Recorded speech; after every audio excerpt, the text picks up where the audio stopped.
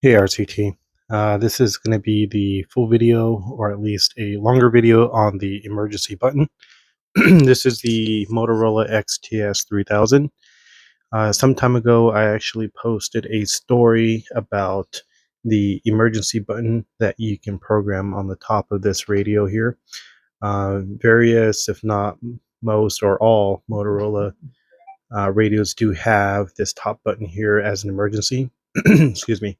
You can program it for various different options, but generally in the public safety um, advisory, it's made as the emergency button. So again, some time ago I posted a short story about when you press a button, it becomes a hot mic, and specifically what you need to do in the programming for it.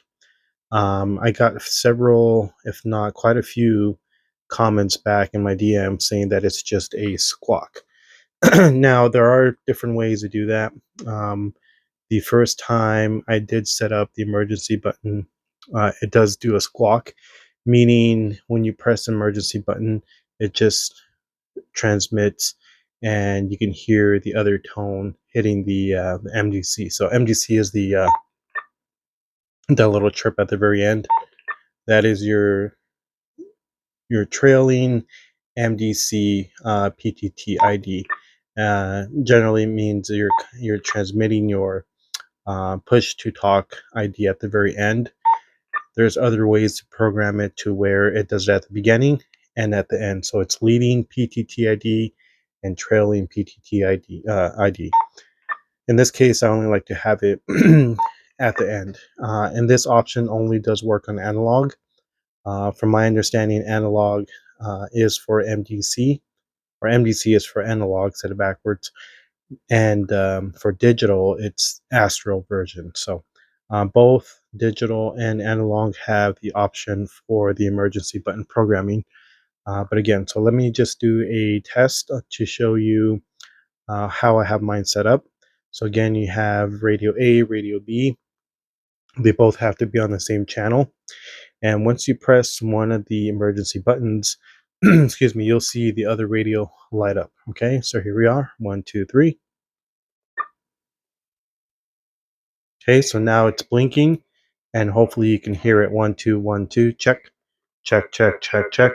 So in this case, I don't have to push the PTT on the side, the push to talk.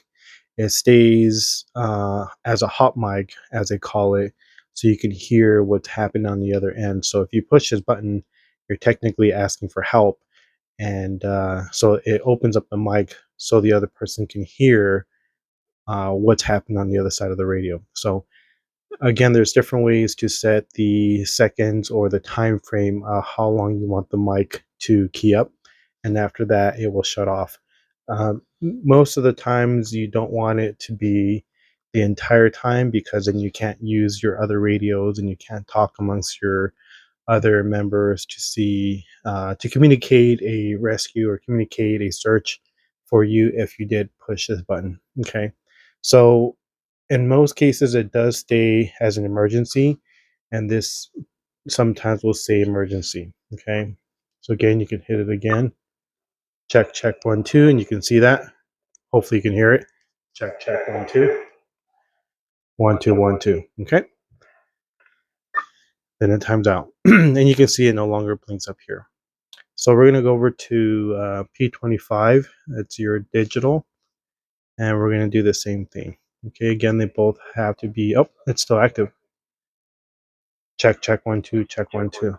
And again, I think the reason why it's still active is because we didn't turn this off, as far as turning the emergency mode off. So let's just say we go back to zone 1, and it's still keying up. To turn this off, hold it, and it turns off. Okay, so it's no longer broadcasting emergency. All right, so let's go back over to zone 3. This is our P25, and we're going to do the same thing.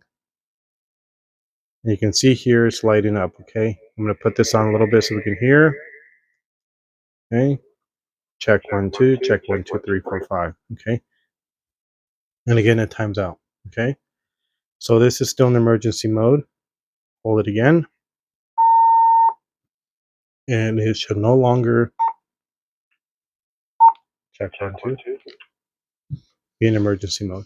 So those are just a few different ways to program your emergency button. You don't have to have a console. You don't have to have a dispatch. This also works for XTS, I believe 1500. I haven't done that on the 1500, but I'm pretty sure it's the same setup. It does work on a XTS 5000. It does work on a XTS 2500. Generally, these DMR radios will do the same thing. Let me switch hands here. So I've worked with these radios before as well, and these are, when you start getting into these type of radios for security or business or just general use. A lot of times these buttons are hit by accident because if you're going to put it back into your sleeve, if you're going to put it back into your belt buckle, a lot of times these are accidentally hit. But it operates the same way. It activates a hot mic, and sometimes they'll tell you even the ID of who pushed it. And generally, this also does it on P25. So in this case, it's not doing it, so I'll have to look at settings to see why it's not showing up the ID. Check 1 2. There we go. All right. So that's pretty much it. Just a short video for you to understand the difference of the analog and digital. It doesn't have to be a squawk. There are certain ways to set it up to where it's an actual hot mic. And that's all I really have for this video right now. I can post another video and a little bit about how I programmed it. You do have to use your Motorola CPS, your customer programming software, to make the changes. And maybe I'll add this to the video or just make another video. That way you can see the difference and not confuse the programming to the radios. So we'll do that shortly. I appreciate you tuning in. Feel free to leave any comments, any feedback, suggestions, and I'll see you back on the field. Thanks, guys. Take care.